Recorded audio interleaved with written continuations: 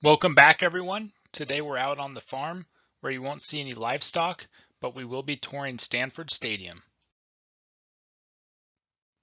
Located on the absolutely beautiful campus of Stanford and home of the Stanford football team.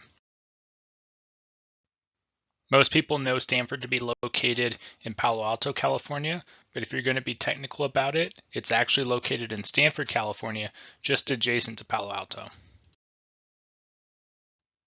Every photo you see today was taken by me. Please subscribe to the channel. I do appreciate that. Don't forget you can write in the comment section what you like about this stadium. And with that, we can start the tour. The current capacity of the stadium is 50,424.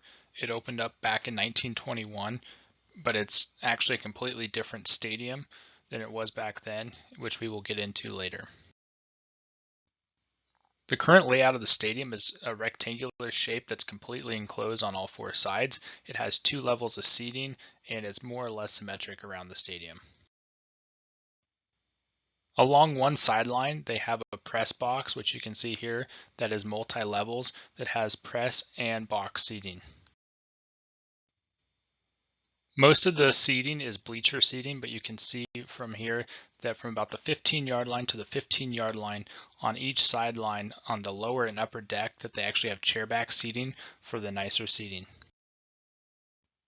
The stadium also has video boards in each end zone above the upper deck, which I would say for most college football stadiums, they're actually pretty small video boards.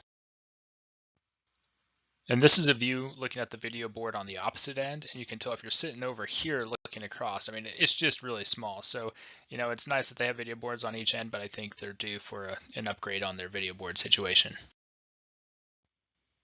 When the stadium opened up back in 1921, it had a capacity of 60,000, which is actually larger than it is today, and it was not a rectangular shape, it was actually in the shape of a horseshoe. And by 1927, the stadium was almost completely enclosed, and the capacity was nearly 90,000 seats. A game in 1935 against Cal set a record attendance at the time with 94,000 fans. After the 2005 season, that stadium was actually completely demolished, and they rebuilt the brand new stadium that you see now in 2006, which I mentioned earlier, and that's how it's actually a different stadium altogether. It's they demoed the old one, and this is actually the new one, 2.0 if you want, in this current location. Something that was different with the other stadium was that they used to have a running track around the field, and with this new stadium, and one reason why they built the new stadium is they took the track out, and you can see from this view, if you sit here, you're actually really close to the action. The old stadium, you're a long way from the field, so the new stadium actually provided better viewing, and the lower seats of the old stadium were actually deemed so low that you couldn't see. Similar to the situation you actually have at Maryland, if you sit in the front row, you can't see what's going on. Another reason why they rebuilt the stadium is the days of the large attendance are long gone.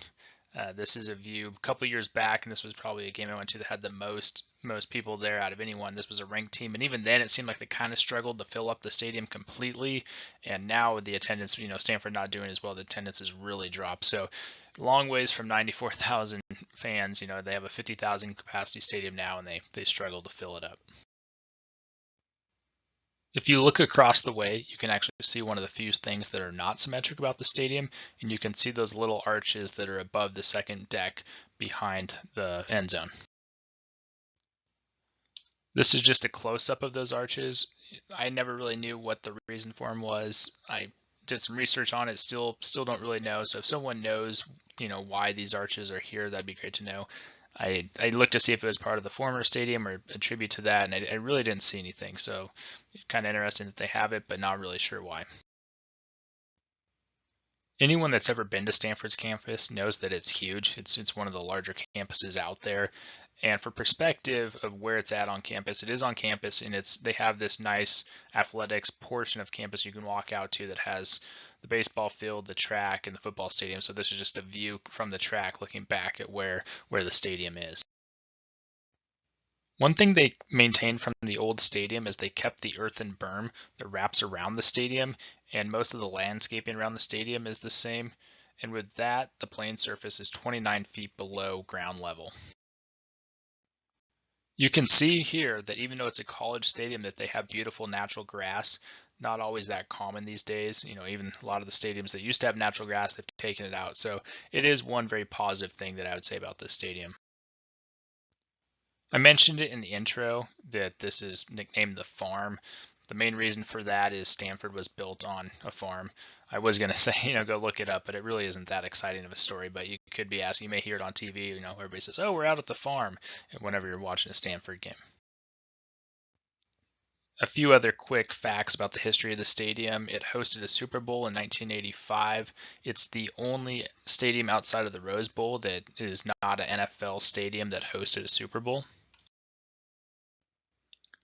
For my soccer fans out there, it hosted soccer matches for the 1984 Olympics, and it hosted some games of the FIFA World Cup in 1994.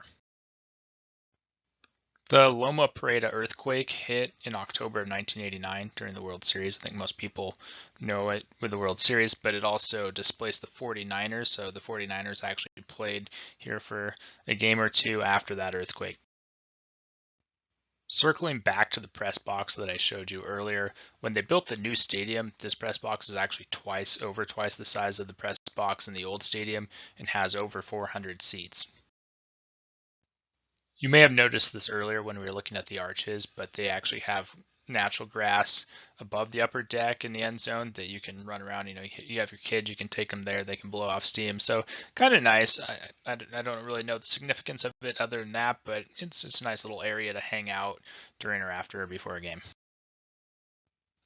Another thing to note is you can walk completely around the stadium along the top upper deck, which makes it nice. It's nice to come before a game and just do a lap around and get a view of the entire stadium. And the same thing is on the lower deck too. So it doesn't matter where you are, upper or lower deck, you can walk completely around it. I think it's pretty common for college football stadiums. Not always the case with every stadium, especially not baseball, but I think it is a nice feature. One of the last things I'll say about the stadium is, the old stadium was 90,000 seats or so, had crowds of over 90,000. This one is down to 50,000. And even if it was fully packed, you can see from this photo, it's just really not that large of a stadium. It feels small. I went to University of North Carolina's football stadium, and even though that's roughly the same capacity, this one just feels a lot smaller. So even, for 50,000 seats, it's very compact feeling. This is a photo of myself at the stadium. Most videos I just like to throw in a photo of myself showing that I was actually there. This takes us towards the end of our tour, so don't forget to subscribe to the channel if you want me to keep doing videos. You can write in the comments section what stadium you want me to do next, and I'll get working on that, or if I haven't been there, I'll put it on the list of places to go. And with that, that was Stanford Stadium, so I'll see you next time.